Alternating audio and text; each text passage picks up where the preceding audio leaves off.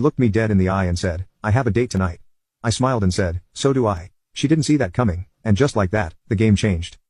My wife openly told me she was going on a date. I stayed calm and replied, "That's fine, I have one too." What she did after that made absolutely no sense, and I'll never forget it.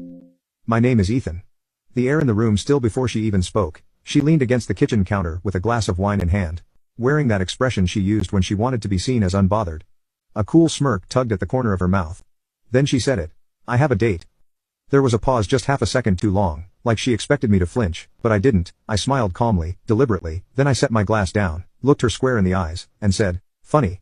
So do I." That wiped the smirk clean off her face. I watched the breath catch in her throat, so subtle most people would have missed it, but I didn't. I knew her.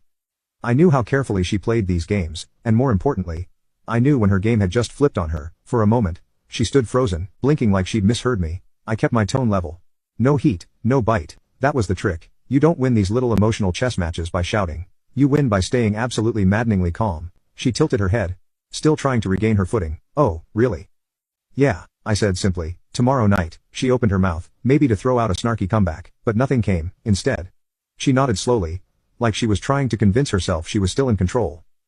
Then she sipped her wine as if that would buy her composure back. What she didn't know, or maybe didn't want to admit, was that something in me had shifted. This wasn't retaliation. I wasn't trying to one-up her. I wasn't even angry anymore. That's what scared her. Because what do you do with a man who doesn't play your game, who smiles while you raise the stakes, and then calmly matches your bet? We sat in silence for a moment, pretending to scroll our phones. Her thumb barely moved. She wasn't reading anything. She was watching me from the corner of her eye. The way you watch a fire you thought you'd put out. It wasn't always like this. There was a time when our laughs echoed off these walls, when her touch felt like home, and not like a maneuver. But somewhere along the line, things turned surgical. Measured, every word, every glance, wait for effect. She'd say something cryptic. I'd respond with quiet patience. It became a rhythm, an unspoken standoff, and now, here we were both holding torches, circling the edges of something we built together. I stood up first, stretched, walked toward the sink to rinse my glass. "Who's the lucky lady?" she asked, her voice thinly veiled with sarcasm. I turned slightly, just enough to look at her over my shoulder. "Does it matter?" I didn't wait for her reply because if it mattered, she wouldn't have brought up her own date first. If it mattered, she would have sat me down and asked what was happening to us instead of dropping a line like that, just to watch it explode. As I dried my hands, I caught her watching me in the reflection of the window, not saying a word, just watching. Her shoulders were a little tenser now, her lips pressed tight. I almost pitied her, almost. Because deep down I recognized the fear crawling up her spine. This wasn't just a line in our ongoing war. This was the first time she didn't know what came next. And maybe neither did I.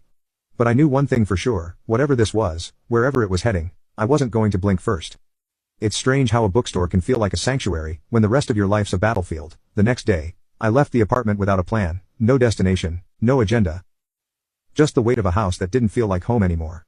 I walked for blocks, letting the city hum around me, until I found myself standing in front of an old brick storefront with foggy windows, and a weathered sign. Hunter and Birch Books Plus Cafe. I'd passed it dozens of times before, never gone in.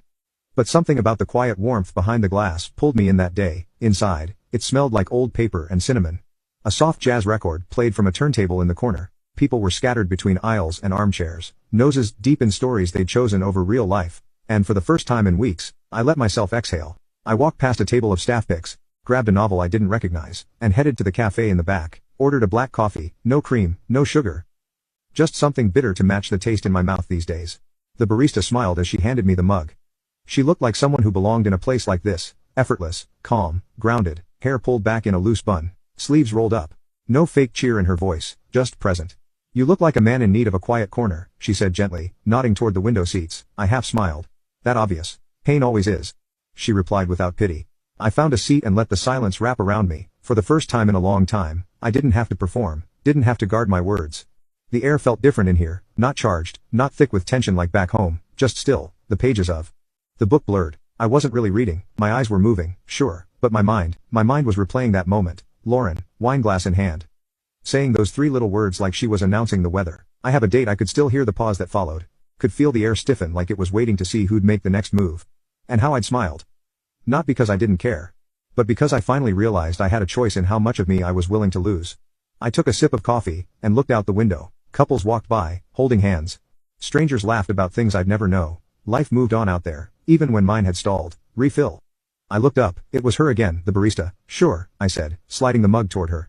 She poured, then hesitated.